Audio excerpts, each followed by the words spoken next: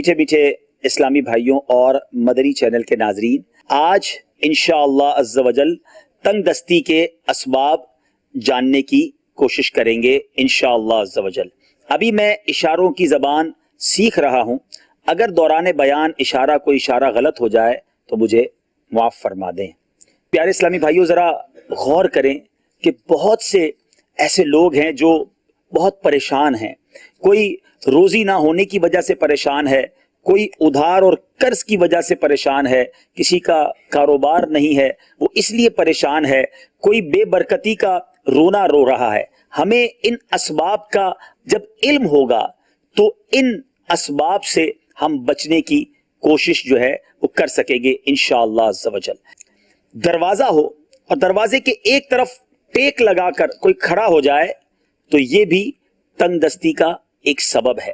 اسی طرح بیت الخلاء کے اندر اگر کوئی وضو کرتا ہے تو یہ بھی تنگ دستی کا سبب ہے۔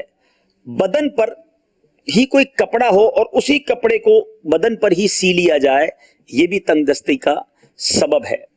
چہرہ اپنے ہی لباس سے پوچھ لیا جائے، یہ بھی نہیں کرنا چاہیے کیونکہ یہ بھی تنگ دستی کا سبب ہے۔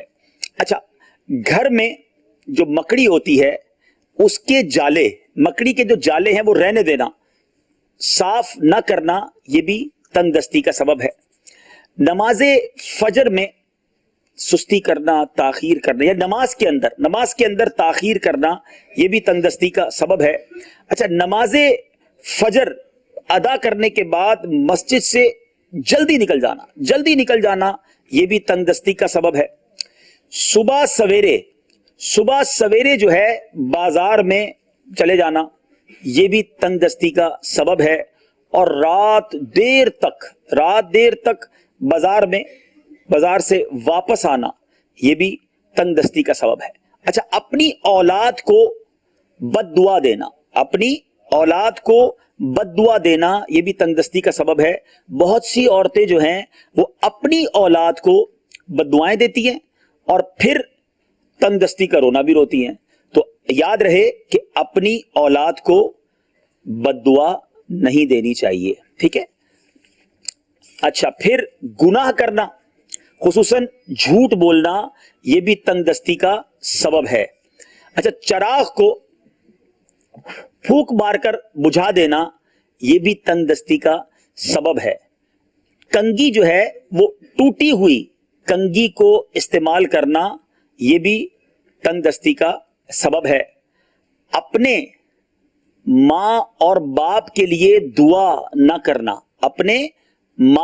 لیے دعا نہ کرنا، یہ بھی تنگ دستی کا سبب ہے۔